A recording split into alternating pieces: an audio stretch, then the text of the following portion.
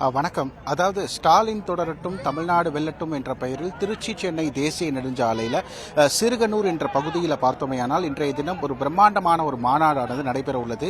இந்த மாநாட்டிற்காக சுமார் 600 ஏக்கர் பரப்பளவில் மிக பிரம்மாண்டமாக தயார் செய்யப்பட்டுள்ளது. அதிலும் குறிப்பாக 400 ஏக்கர் பரப்பளவில் இந்த மாநாட்டு திடலானது ஏற்பாடு செய்யப்பட்டு இந்த 200 ஏக்கர் பரப்பளவில் இங்கே வரக்கூடிய தொண்டர்கள் வாகனம் நிறுத்துவதற்காக தயார் செய்யப்பட்டுள்ளது.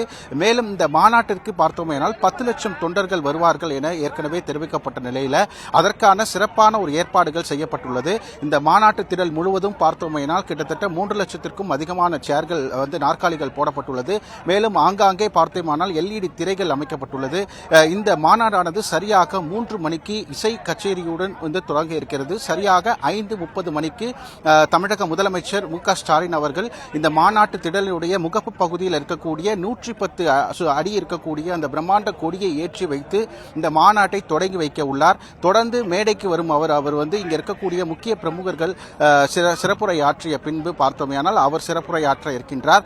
இந்த சிறுகனூர் பகுதி என்பது கடந்த 2021 சட்டமன்ற தேர்தலிலே பார்த்தோமேயானால் இந்த பகுதியில் தான் ஒரு மாநாடு நடைபெற்று அந்த மாநாட்டில் பார்த்தோமேயானால் முதலமைச்சர் அதாவது இப்போ தற்போதைய முதலமைச்சர் பல்வேறு அறிவிப்புகளை வெளியிட்டார். அதிலும் குறிப்பாக மகளிர் உரிமை தொகை போன்ற பல்வேறு அறிவிப்புகள் இந்த பகுதியில் தான் அறிவிக்கப்பட்டது.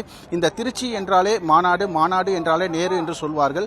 அப்படி இருக்கக்கூடிய இந்த திருச்சியில் என்று திருப்புமுனை என்று சொல்லக்கூடிய இந்த தமிழகத்தின் மைய பகுதியாக இருக்கக்கூடிய இந்த திருச்சியில் இந்த மாநாடு என்று எப்போதுமே திமுக இந்த பகுதியில் நடைபெறுவது வழக்கம். அதே போன்றுதான் வரப்போகும் சட்டமன்ற தேர்தலுக்காகவே தற்போது இந்த பகுதியில் இந்த மாநாடு ஆனது இன்றைய தினம் நடைபெற உள்ளது. இந்த மாநாட்டு திடலை சுற்றி பார்த்தோமேயானால் இந்த 5 ஆண்டுகளில் திமுக அரசு செய்யக்கூடிய அந்த சாதனை விளக்கங்கள் அனைத்துமே சுற்றும் முழுவதுமாக வைக்கப்பட்டுள்ளது.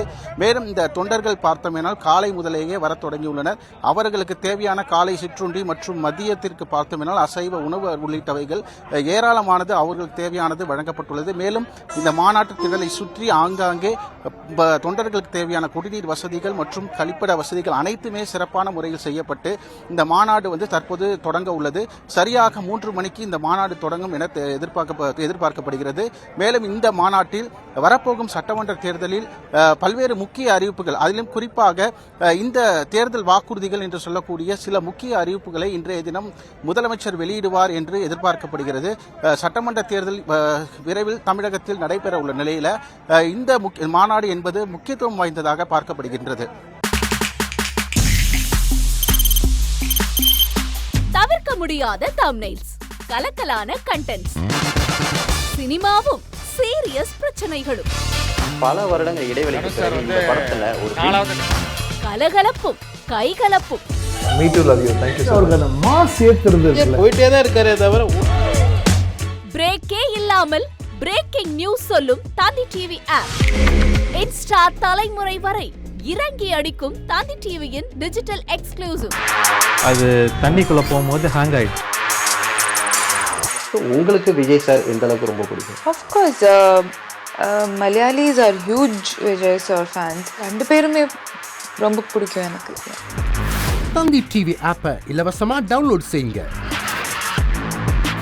ஃபாலோ பண்ணுங்க, சப்ஸ்கிரைப் பண்ணுங்க, என்ஜாய் பண்ணுங்க.